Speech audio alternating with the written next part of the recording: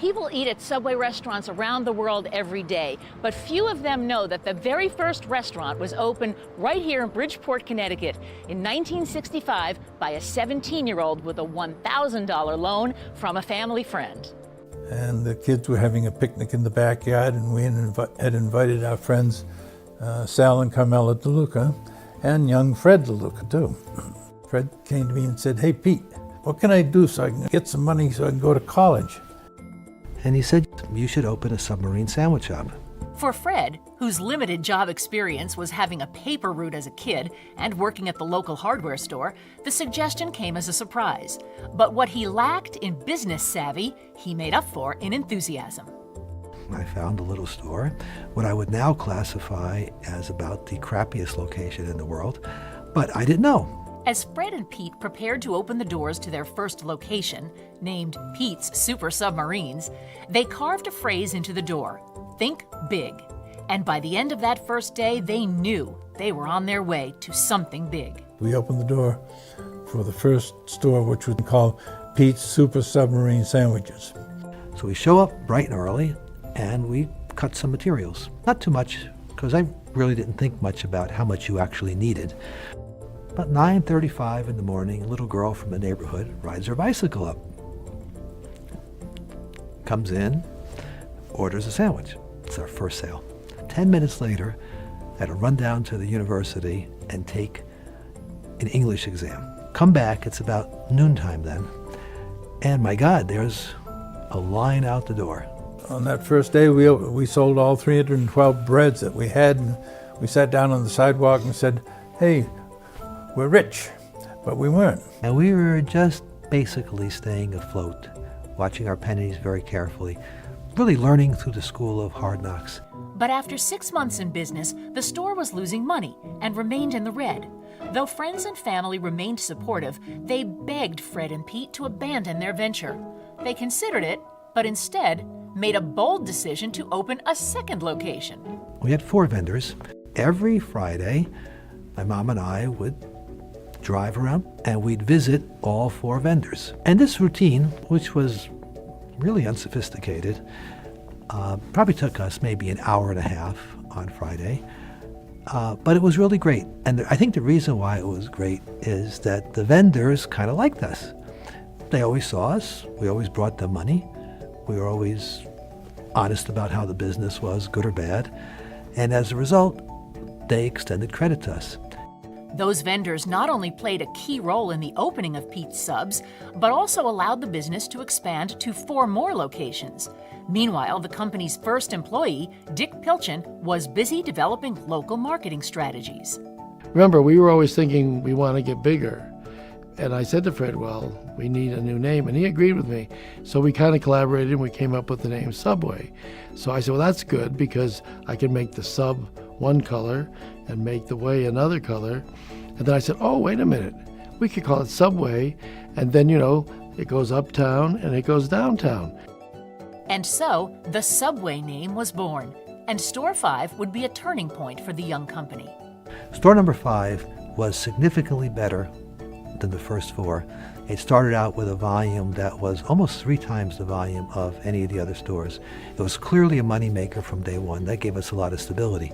Fred soon learned the basics of running a business, as well as the importance of serving well-made, high-quality products, providing excellent customer service, keeping operating costs low, and finding great locations. By 1973, they had opened 16 locations, but were only halfway to their goal of 32. With little money to expand, they needed to make a big decision. And we decided to franchise, mainly because of 2 things. We weren't growing fast enough and we found that we opened stores further away, they didn't perform as well. It was tough for us to manage it. Because we didn't have any franchising experience. Nobody inside knew what to do. I never thought of hiring a consultant, didn't get any outside expertise, and just began inventing the franchise as best we could. Fred approached his friend Brian Dixon with the idea of franchising and asked Brian to become the first Subway franchisee. But Brian declined because he had a job and got a paycheck every week. The day Brian changed his mind was the day Subway changed as well. Fred rented office space and began advertising the availability of franchise locations in the area. The response to franchising was immediate and steady. By early 1975, the company expanded into New York and Massachusetts. In 1977, when Fred got an inquiry from brothers Jim and Jerry Smith of Baltimore to open restaurants there, he created the development agent system. With franchising underway, the store count grew. By 1982, there were more than 300 locations in 30 states.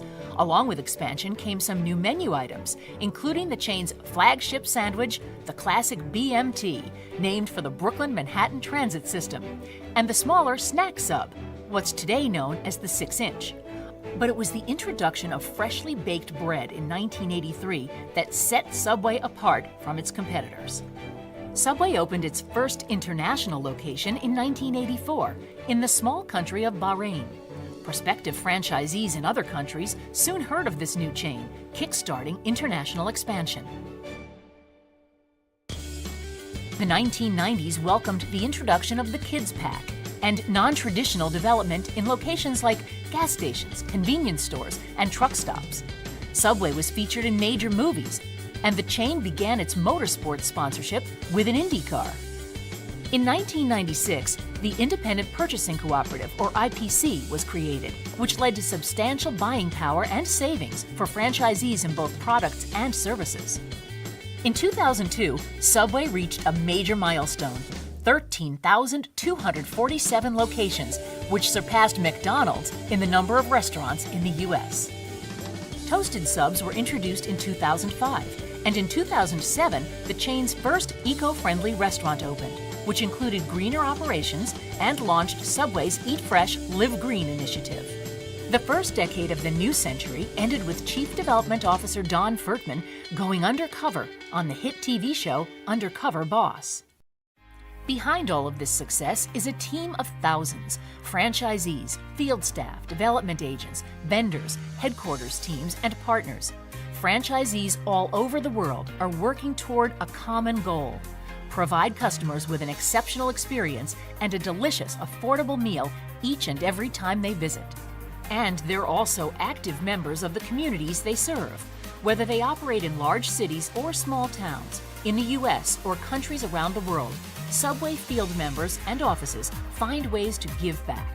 They sponsor Little League teams and charity events. They feed high school sports teams and participate in 5Ks and fun runs, all to support organizations in need around the world. Giving back is the right thing to do. Team Subway does it well and does it often. But being a good corporate citizen extends beyond this. It involves looking for improvements in every aspect of the business, including sustainable practices. Franchisees are taking an active role in conserving resources by adding solar tubes to conserve energy, using low-flow faucets, and light timers in restrooms. Some have even taken the initiative to become LEED certified eco-stores.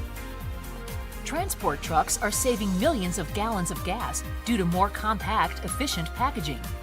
Using more recycled paper products and less plastic has spared thousands of trees and keeps more material out of the waste stream each year. Simply put, the future looks bright for Subway. Regional offices around the world are supporting international expansion, providing opportunities to a new generation of entrepreneurs. From its humble beginnings as the mom and pop known as Pete's Super Submarines, the Subway brand has made an indelible mark on the restaurant industry.